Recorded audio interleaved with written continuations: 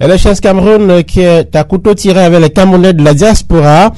4 mois après le début des inscriptions, l'instance d'organisation des opérations électorales n'a toujours pas ouvert ses listes dans les 44 postes diplomatiques et consulaires du Cameroun à l'étranger.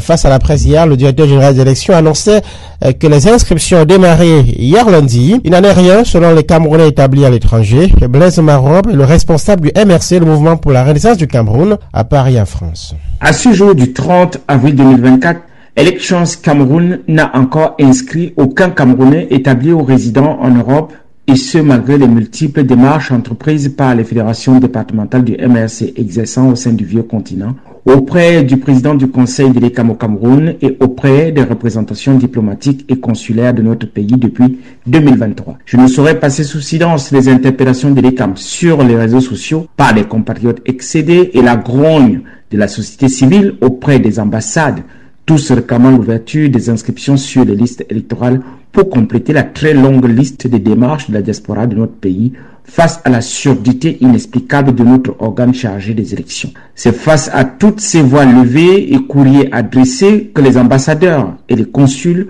ont ouvert avec les agents de l'ECAM le 11 mars 2024 pour ce qui est de la France, les enregistrements des représentants des partis politiques pour seulement commencer la révision des listes électorales.